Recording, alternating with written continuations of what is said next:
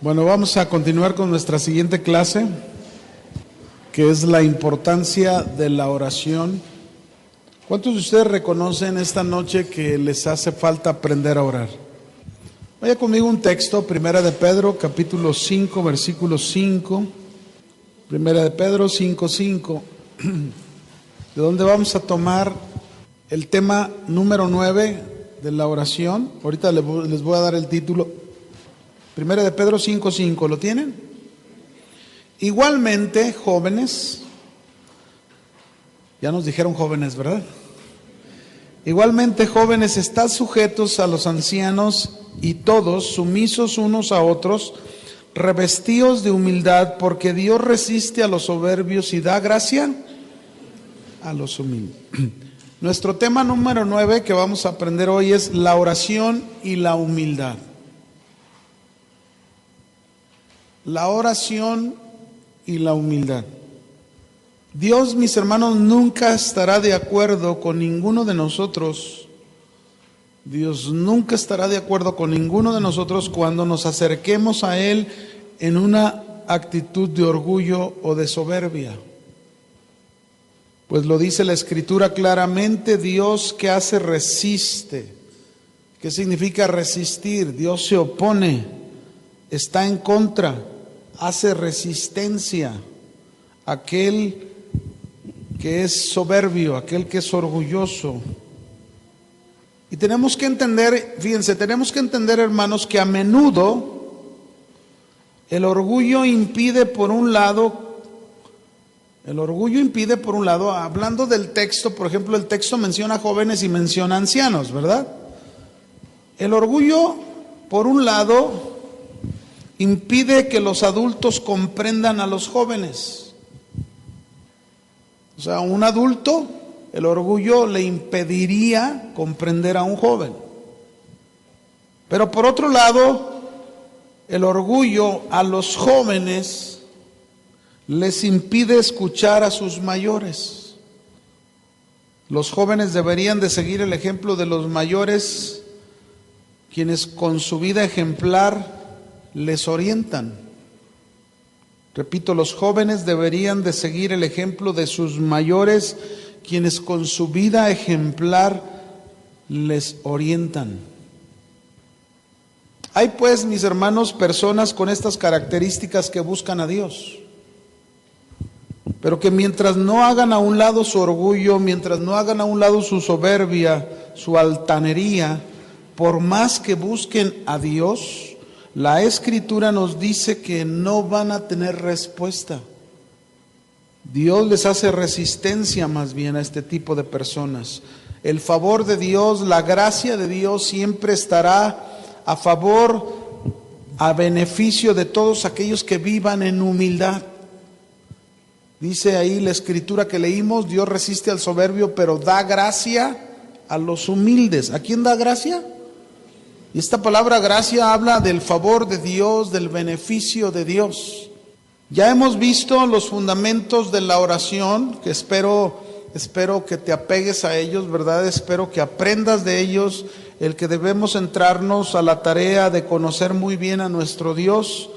Ahora tenemos que aprender también estas partes importantes de la oración. Muchas veces, mis hermanos, nosotros oramos y hay cosas que necesitamos tener entendimiento en la oración. No solamente tenemos que tener el entendimiento al conocer a nuestro Dios para acercarnos a Él con toda la confianza del mundo, ¿no?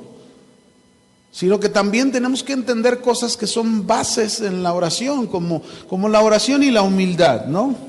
En este caso, tenemos que entender nosotros que en primer lugar, antes de meternos de lleno a la oración y la humildad, déjeme explicarle esto. Tenemos que entender en primer lugar que la oración tiene que ver con el hombre entero. Es decir, la oración abarca o debe de abarcar todo nuestro ser. ¿Cuánto? Todo nuestro ser. Espíritu, alma y cuerpo. Estamos divididos en esta composición, ¿verdad? Su espíritu, que es la parte interior, íntima, con la cual usted y yo podemos tener relación, comunión con Dios. Pero está la parte del alma, que es la parte de nuestro entendimiento, la parte de nuestras emociones, la parte de nuestra voluntad, que también tiene que estar acorde con Dios. Pero también está la otra parte, la parte del cuerpo. Un cuerpo que todavía es corrupto, un cuerpo que todavía tiene tendencias a hacer lo malo, a pecar, pero que tenemos que someterlo a través del área espiritual, ¿verdad? De nosotros. Pero la oración abarca todo nuestro ser. Entonces, fíjense bien, es necesario que cuando oramos a Dios, lo hagamos con el hombre entero que somos. Es decir, yo no puedo orar a Dios nada más en el espíritu. Yo tengo que orar a Dios en el espíritu, también tengo que orar en el entendimiento, pero también tengo que orar en el ofrecer mi cuerpo también a Dios. Esto es importante. Así que si oramos con el hombre entero que somos, la oración incluso va a afectar todo nuestro ser. ¿Qué va a afectar la oración? Todo nuestro ser. Si involucramos todo nuestro ser en la oración, téngalo por seguro que cada vez que oremos a Dios, cada vez que busquemos a Dios, Dios va a afectar nuestro ser entero. Y lo mismo serán los resultados. Todo nuestro ser entero se verá beneficiado por la oración. Romanos 12:1. Romanos capítulo 12, versículo 1. Vamos a ver cómo Dios quiere que usted y yo, cuando buscamos a Dios, cuando oramos a Dios, lo hagamos con nuestro ser completo. Romanos 12:1, ¿lo tenemos? ¿Lo tienen, hermanos?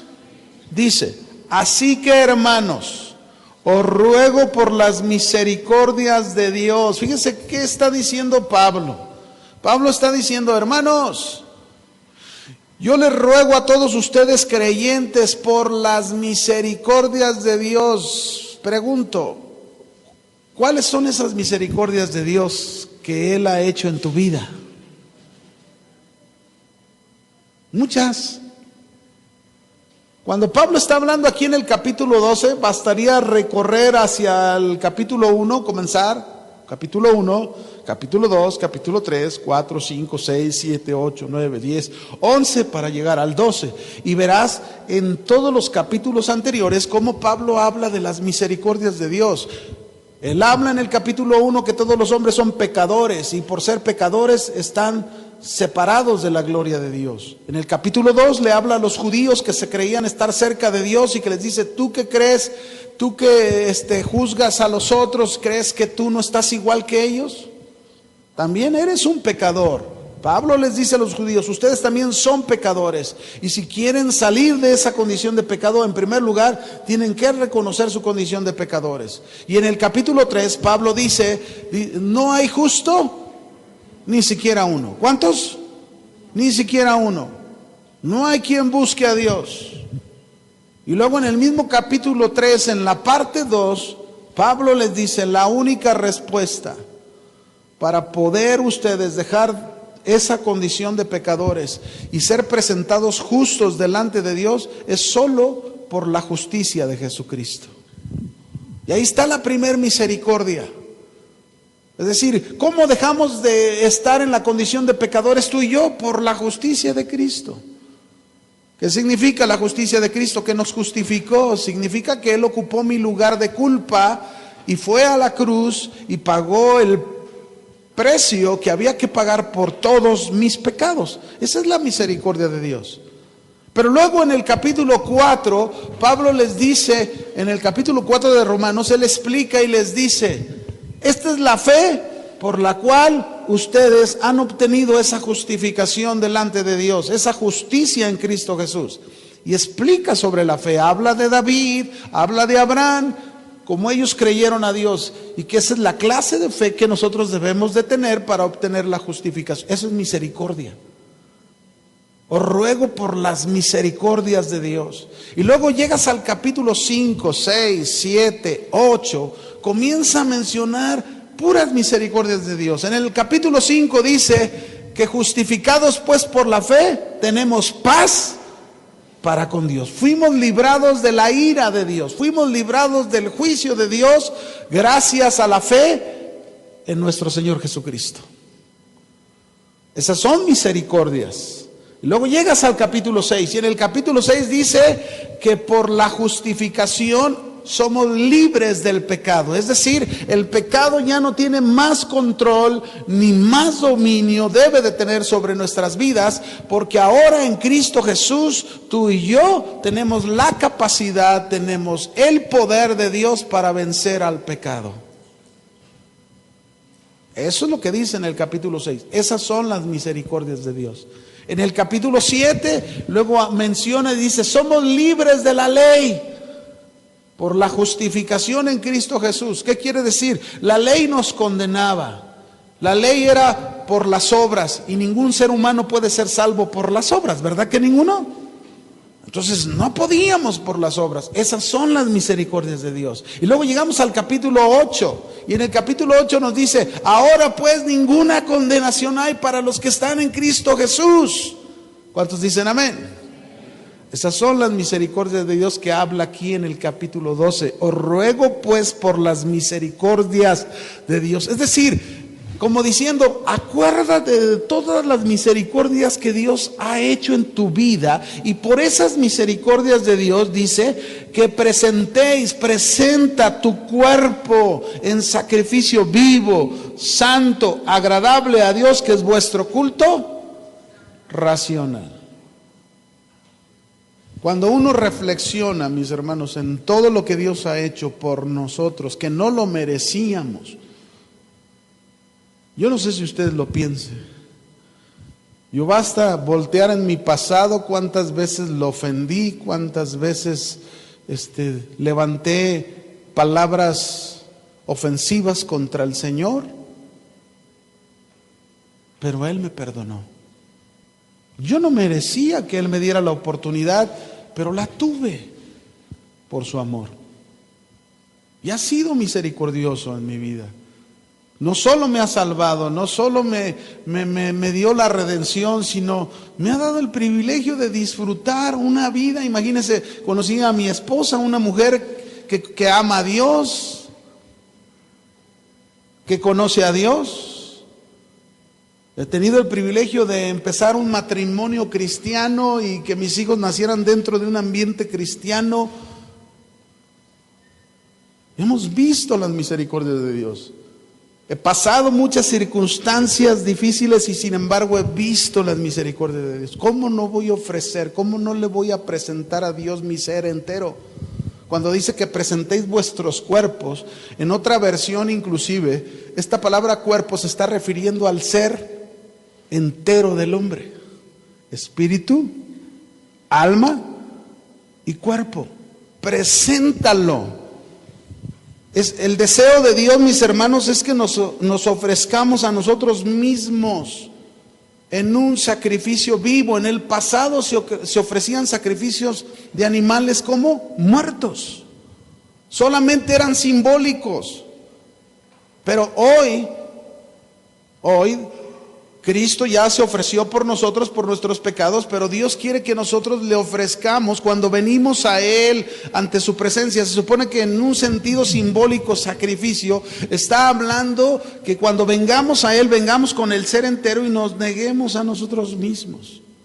Sacrificio vivo, en una entrega total, en una negación de nosotros, poniendo todas nuestras fuerzas, toda nuestra mente, todas nuestras emociones, toda nuestra voluntad y nuestro espíritu a disposición de Dios. Y a veces eso no hacemos. A veces venimos a Dios buscándolo en la oración y muchos con la mente por allá en otras cosas. O muchos buscamos a Dios y con sentimientos que no deben de estar presentes si estamos buscándole al Señor. Por eso, cuando nos acercamos a Dios, debemos hacerlo con todo nuestro ser. Los mayores resultados de la oración los obtiene el que se entrega por completo a Dios. Y este es el secreto de la verdadera consagración. Este es el verdadero sacrificio vivo, santo y agradable a Dios. Aquel, mis hermanos, donde se entrega por completo a Dios. Los hombres de los tiempos de antes obtenían muchos resultados grandes, porque eran hombres que lo entregaban todo en la oración.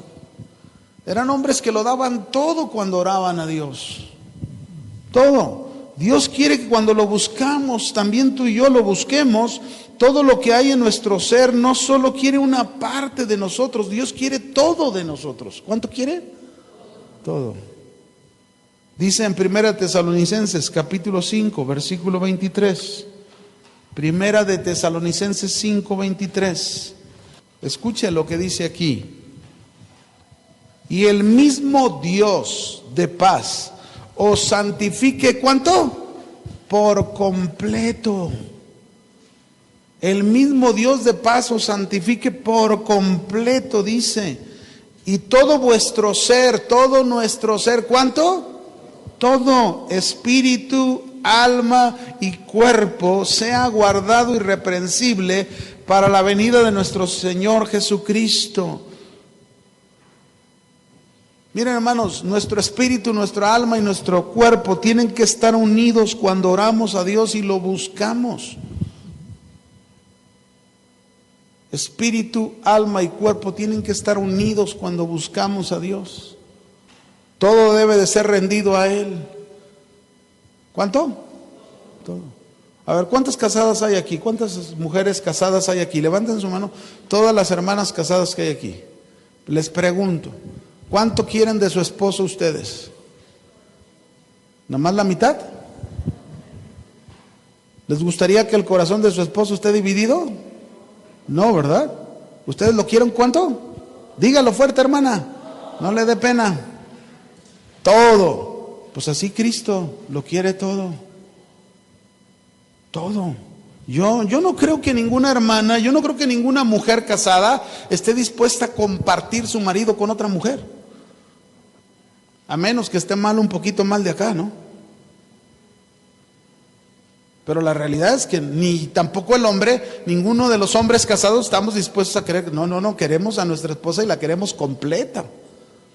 Así es Dios, mis hermanos. Dios no quiere un cristiano a medios. Dios no quiere un cristiano que nada más le ofrezca una parte de su vida. Dios quiere que le ofrezcas todo, todo. Los gnósticos, fíjense bien, enseñaban, los gnósticos que eran una secta,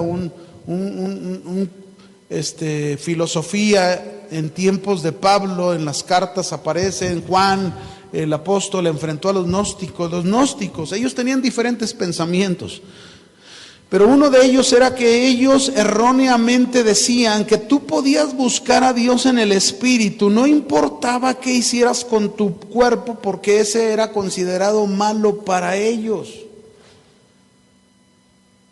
Y esto era un pensamiento erróneo completamente, porque Dios no pide una parte, Dios pide todo nuestro ser. Todo.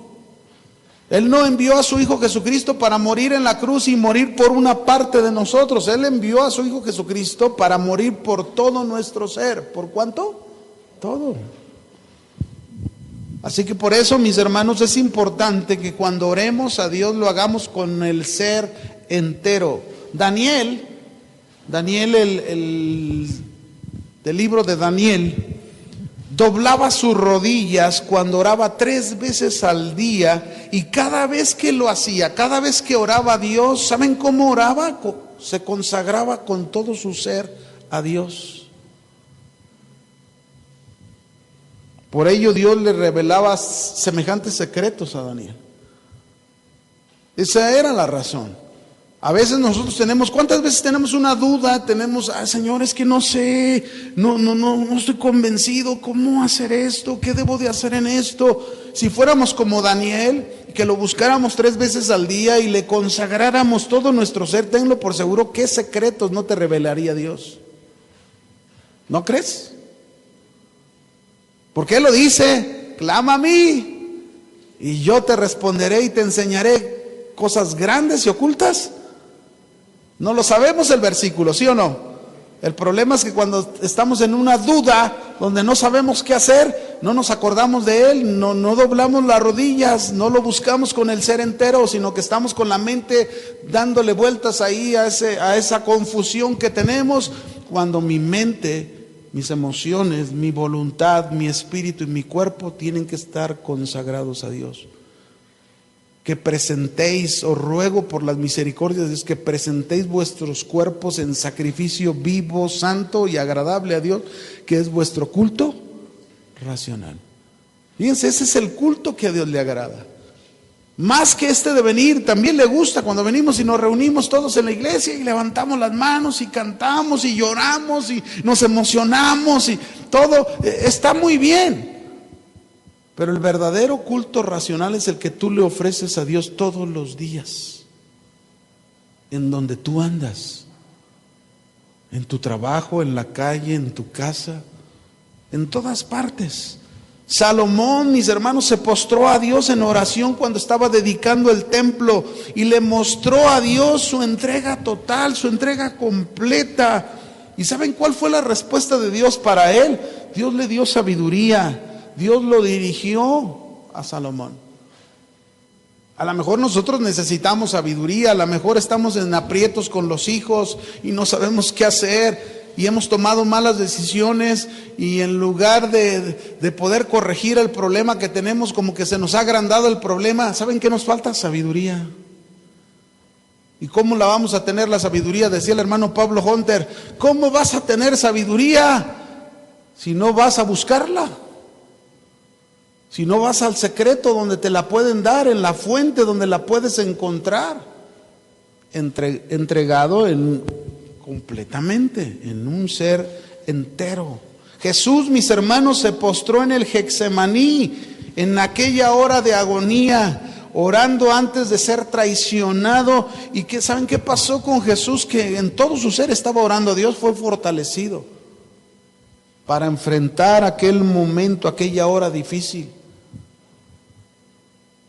¿Cuántas veces sabemos que estamos enfrentando una hora difícil? ¿Cuántas veces entendemos y decimos, híjole, qué difícil está esto, ya no puedo más? Ahí es donde tú debes de hacer lo mismo que hizo Jesús.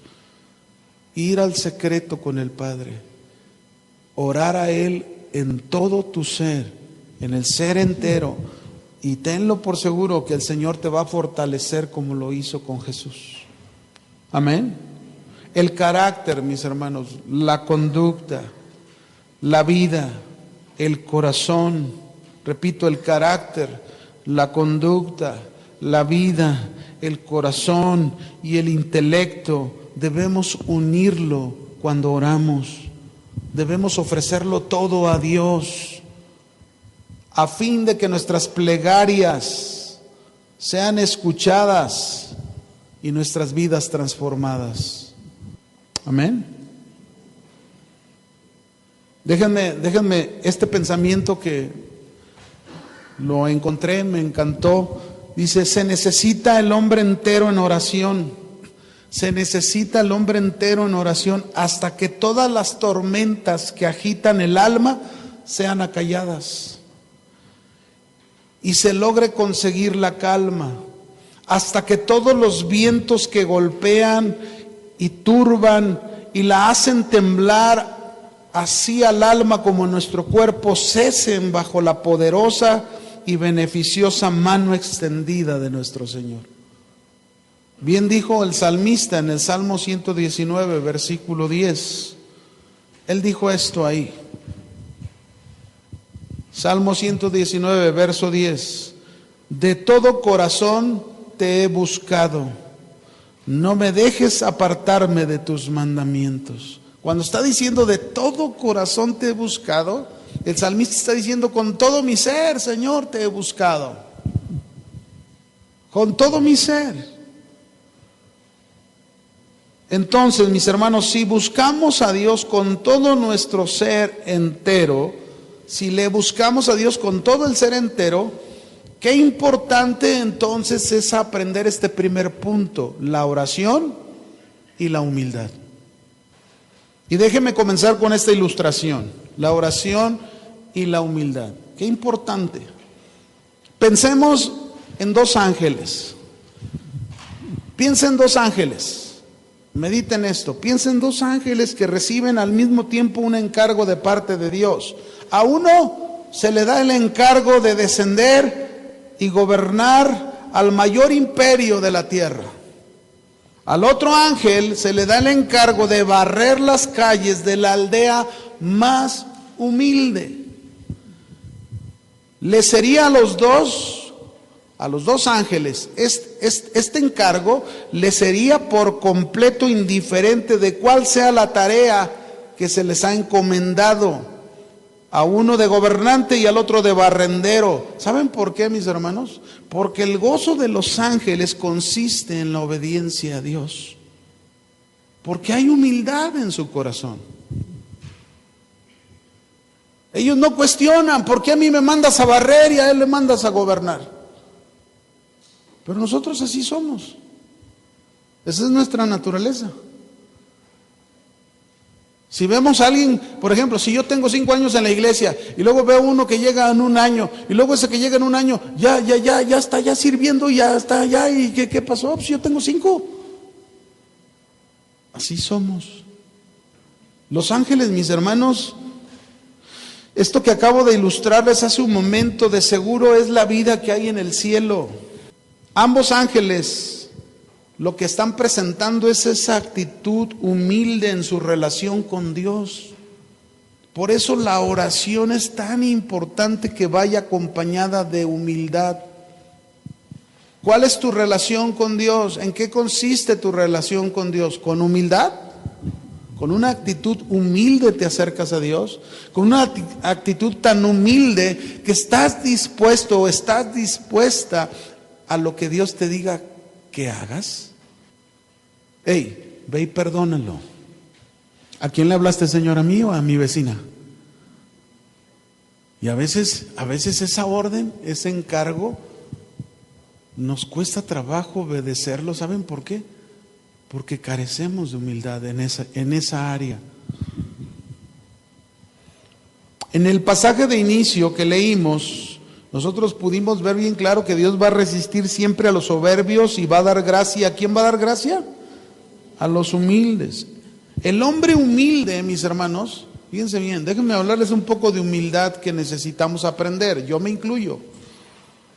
El hombre humilde no busca publicidad, ni trata de alcanzar los puestos más elevados, como estos ángeles que nos demuestran. A uno lo mandan a algo importante y a otro lo mandan a algo insignificante, pero a ellos no les importa eso, a ellos lo que les importa es obedecer a Dios. Así debería de ser con nosotros los cristianos. El hombre humilde no busca publicidad, ni trata de alcanzar los puestos elevados, ni se preocupa por ser prominente. El hombre humilde de corazón nunca se exalta a los ojos de otros. Miren cómo oro a Dios, miren cómo lo busco a Dios.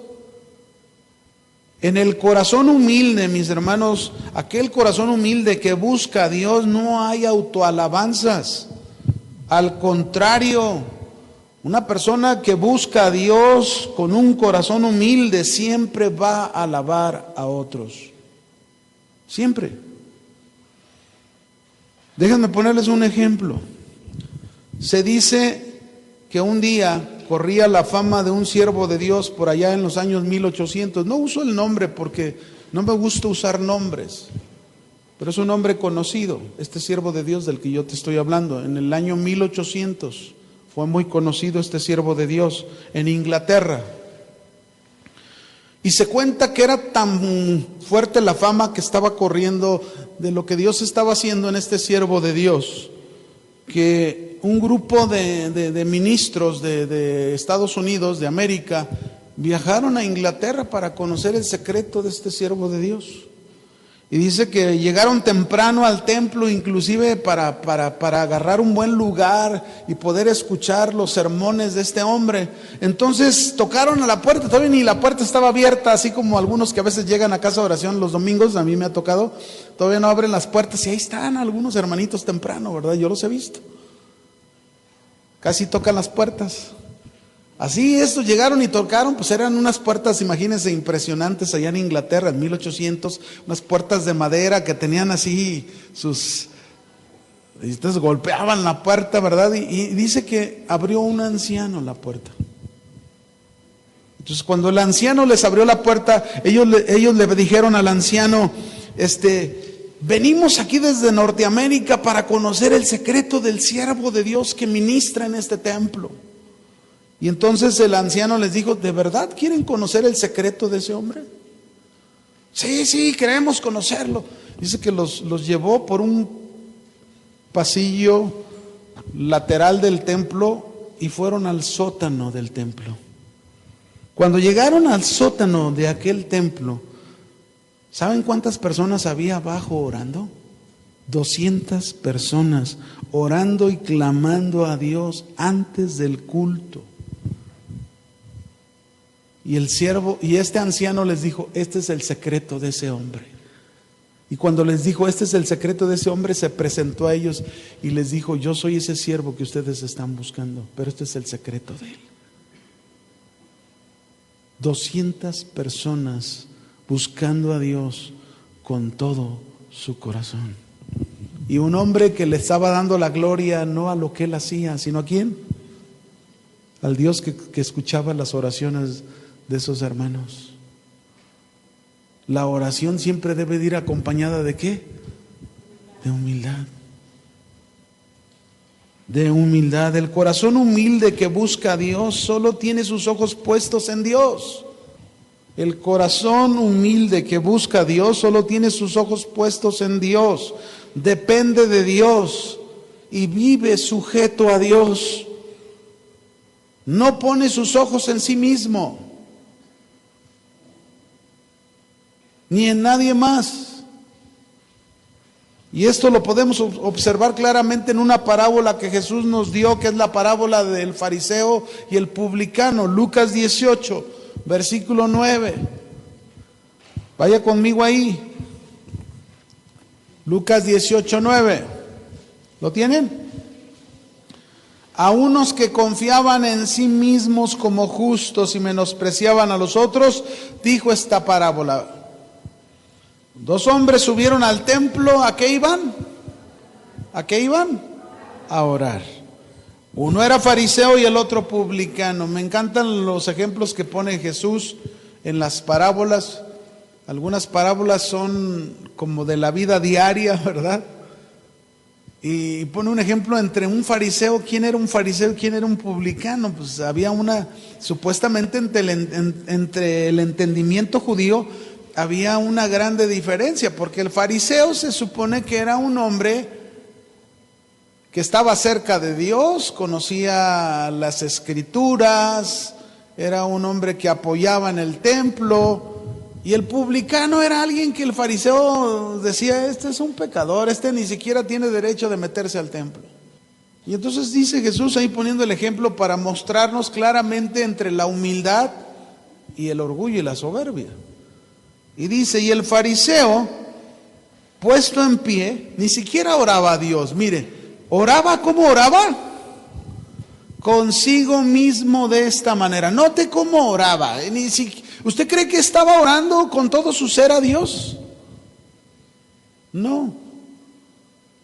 Porque parece que estaba orando para él mismo, no a Dios. Oraba consigo mismo de esta manera y usando el nombre, ¿verdad? Dios, te doy gracias porque no soy como los otros hombres, ladrones, injustos, adúlteros, ni aún como este publicano. Ayuno 2 veces a la semana, doy diezmos de todo lo que gano. Yo no sé si aquí hay alguno así pensando de esa manera, ¿verdad? Que ha orado, se ha acercado a Dios y luego le recuerda a Dios todo lo que hace. Y ya se parece al fariseo, ¿no? Pero el publicano dice, estando lejos, no quería ni aún alzar los ojos al cielo, sino que se golpeaba el pecho diciendo: Dios, sé propicio a mí, pecador. Os digo que éste descendió a su casa justificado antes que el otro, porque cualquiera que se enaltece, cualquiera que es soberbio, cualquiera que es orgulloso, ¿qué va a hacer con él? ¿Tendrá respuestas a sus oraciones? Nada. Y el que se humilla, ¿qué dice? Ese tendrá el favor de Dios. Ese tendrá respuestas de parte de Dios. Note usted en esta parábola, quiero que note usted, un orgulloso, que es el fariseo, que se aplaude a sí mismo, viéndose como el autor de actos de justicia. No soy como estos, yo hago esto, yo hago aquello, yo hago lo otro. Ten cuidado, mi hermano, de orar a Dios de esa manera, porque nunca vas a recibir nada de Dios. Podrías estar en una situación difícil, complicada, la más complicada que te puedas imaginar, y tú no puedes orar a Dios y decirle: Señor, tú sabes cuánto te he servido desde que te conocí, cómo yo decidí dejar esa vida de pecado, y cómo yo decidí hacer esto otro, y yo decidí portarme bien en mi casa, y decidí servirte, Señor, y lo he hecho, y el yo está por delante. Para empezar, ese hombre, si se diera cuenta, dejó de ser un pecador no por él. Dejó de ser un pecador por la misericordia de Dios. ¿O no es así? Este hombre no se ha dado cuenta que si es un buen esposo ahora y es un buen varón en su casa, un buen padre, no es por él. Es por la misericordia de Dios, porque ha dejado que el Espíritu de Dios transforme su vida. ¿Se fijan cómo a veces estamos tan equivocados y oramos a Dios y le buscamos con argumentos como muy meritorios? Como este hombre. Y eso es orgullo, mis hermanos. Este hombre sacó todo un catálogo de virtudes delante de Dios. Impresionante. ¿Cuál fue su catálogo? No soy ladrón, no soy injusto, no soy adúltero. Este hombre era egocéntrico, se alababa a sí mismo. Por eso se ocupa la humildad. La humildad, mis hermanos, nos va a tumbar todos estos castillos de arena. Son castillos de arena, hechos aquí adentro. En cambio, el publicano, mis hermanos, el publicano no ve nada bueno en sí mismo. Qué diferente es cuando nos acerquemos a Dios y estemos orando a Dios y lo hagamos: Señor, no soy ni siquiera digno de acercarme a ti, pero aquí estoy, perdóname. Señor, no soy digno de pedirte lo que te voy a pedir, pero Señor, si dentro de tu perfecta voluntad, dentro de tu plan y tu propósito está el concederme esto, Señor, así me lo des o no me lo des, siempre estaré agradecido o agradecida contigo. Qué diferente. Ni siquiera se atrevía a alzar la mirada por sentirse indigno ante Dios. No presentó ningún mérito, solo expresó su gran necesidad de Dios. Dios, por favor, sé propicio a mí. Ahora, ¿cuál fue el final de esta parábola? Uno recibió respuesta de Dios y el otro no recibió respuesta de Dios. Ese es el punto. La oración y la humildad, siempre que tú vayas a Dios en humildad, vas a recibir respuesta. Pero si tú vas con orgullo, tú no vas a recibir nada de Dios. Dios, mis hermanos, da mucha importancia a la humildad del corazón. Por ello es bueno, como decía la Escritura, revestíos de humildad. ¿Qué significa revestíos? La humildad llega porque así nomás, por arte de magia, llega. A ver, hermanos, no. La humildad llega porque tú le bajas a tu maciosare, a tu orgullo, lo pones por los suelos y te consideras realmente quién eres tú. delante de Dios. No somos nada. Amén. Si presentamos nuestro ser entero, una de las cosas que debe reflejar nuestro ser entero, mis hermanos, es precisamente humildad. Una mente humilde, una actitud humilde, dispuesta a la respuesta de Dios. A veces vamos y oramos a Dios por algo, ¿no? Y si la respuesta de Dios hacia nosotros es negativa, ahí es donde entra esta humildad de la participación de ella. Ahí es donde tú vas a aceptar y vas a disponer tu corazón para decir, bueno, si Dios me está respondiendo contrario a lo que le estoy pidiendo, porque esto es su perfecta voluntad, esto es lo que Él quiere y estoy dispuesto, Señor. A mí me pasó en una ocasión, cuando tenía 3 años de casado. Mi esposa me pidió permiso una noche anterior, ella me enseñó a manejar a mí. Entonces yo tenía confianza para manejar, para que ella pudiera manejar. Entonces me dice, fíjate que mis hermanas, 3 de sus hermanas, a una de ellas le habían dado como el aguinaldo, no sé qué, y querían ir a Chapala, supuestamente. Entonces me dice, ¿cómo ves? ¿Podemos ir a Chapala? Y mis hermanas me dicen que si las llevo. Ella estaba embarazada de mi segundo hijo. Entonces yo le dije, no, pues está bien. O sea, no hay problema, está bien. Váyanse con cuidado. Yo no podía ir, pues yo tenía que trabajar. Entonces, pero no sé qué pasó, que fui con ella y le dije, oye, mi amor, nada más no se te olvide, porque yo conocía a sus hermanas que de repente se les prendía así como el foco. Y luego, vámonos para acá, y se iban a otro lado. Entonces yo le dije, mi amor, por favor, no se vayan a ir a otro lado, váyanse a Chapala, a donde dijeron. Porque acuérdate que si tú no obedeces a tu marido, te vas a meter en problemas. Así le dije. Ya, pasó la noche. Yo me fui a trabajar muy temprano y ellas, como 1 hora después, se fueron. A las 11 de la mañana me llaman de la oficina. Señor, ¿usted es esposo de María Guadalupe Ruiz Velasco? Sí.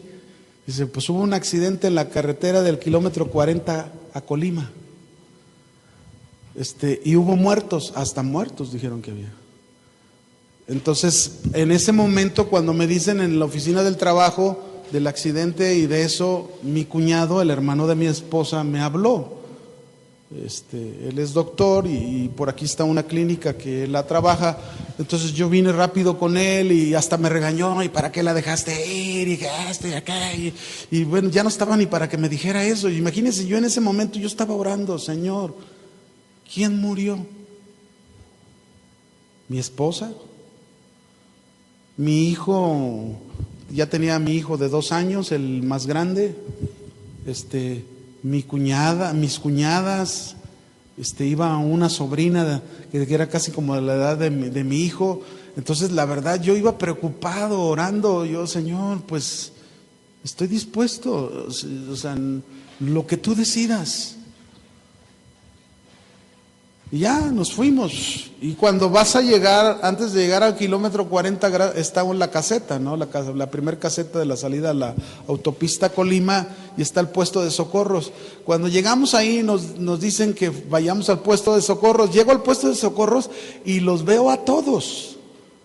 No, pues Señor, gracias, qué bendición. Alguien dijo mentiras, el diablo usó la boca de alguien y pues nadie murió, todos estaban con vida. Era una falsa noticia, ¿no? Entonces, todos estaban bien. Mi esposa, todas las piernas moreteadas. Mi hijo, el mayor, que inclusive si ustedes lo ven todavía en su rostro, trae muchas, de que él salió por el vidrio de atrás y pues muchos vidrios le cortaron, ¿no? Su rostro. Tiene el recuerdo, le digo, pero tienes el recuerdo de cómo Dios te guardó y Él tiene un plan para ti, siempre se lo he dicho, ¿no? Y entonces, bueno, pasó esto, y esto a veces nos pasa, mis hermanos, en situaciones así. ¿Cómo oramos? ¿Estamos dispuestos a recibir lo que Dios determine? Ahí es donde entra la humildad en juego.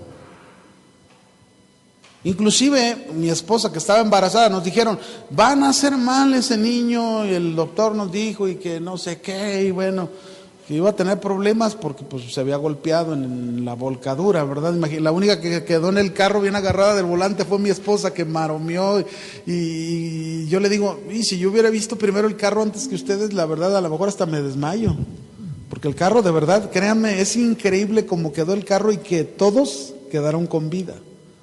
Todos. Pero bueno, el asunto es que ni el niño ese que decían que iban a hacer, ese es el que nació más amiguero, más risueño, más... No se imagina, le digo, tú no eres amigo del presidente nada más porque no lo tienes enfrente. Pero enseguida a veces me muestra una foto y ya le sale una foto con un jugador de fútbol o con el de los charros del béisbol. O sea, ese es amiguero, ¿no? Pero con una sonrisa que hasta el nombre le pusimos, mi esposa y yo le dijimos, ¿sabes qué? Este le queda bien, Isaac. ¿Sí sabe lo que significa Isaac, verdad? Risa. Nos reímos de lo que dijeron los médicos. Pero ahí está, mis hermanos, tenemos que tener una actitud, ¿cómo? De humildad. Pase lo que pase en nuestra vida, si presentamos a Dios nuestras oraciones, tenemos que hacer lo que dijimos, con una mente humilde y con una actitud humilde.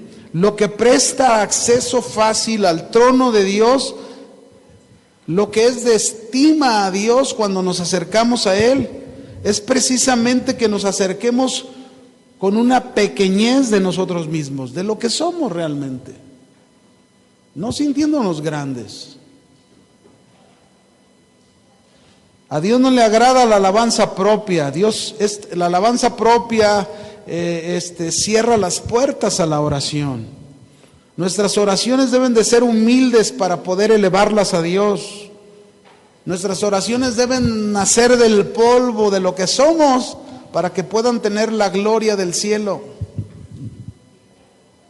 El corazón humilde, mis hermanos, se da cuenta de la pobreza espiritual que tenemos. ¿Cuántos de ustedes se consideran pobres espirituales? Bien poquito, los demás son bien millonarios, yo creo, ¿eh? Pero miren, déjenme leerles un texto, dice Mateo 5:3, dice, bienaventurados los pobres de espíritu, porque de ellos es el reino de los cielos. Ahora sí les pregunto, ¿cuántos son pobres espirituales? Así, hasta las dos manos van a levantarlas, ¿no? ¿Saben qué es ser un pobre espiritual, mis hermanos? Ser un pobre espiritual es reconocer la falta de justicia. Un pobre espiritual es reconocer la falta de bondad o cualquier otra cualidad que nuestra naturaleza nos hace falta. Hay hombres que las esposas les dicen, es que tienes que cambiar esa área, diario te pones así, no, pues a mí acéptame como soy. Así soy. No, espérame, pues ese es ser orgulloso, ese es ser soberbio. Y cada vez que vayas a Dios y busques a Dios y ores a Dios, ni te va a escuchar. Porque Él resiste a los soberbios, pero le da gracia ¿a quién? A los humildes. No podemos, como cristianos no podemos seguir en esas actitudes. Como cristianos no podemos acercarnos a Dios con esa facilidad y decir, así somos.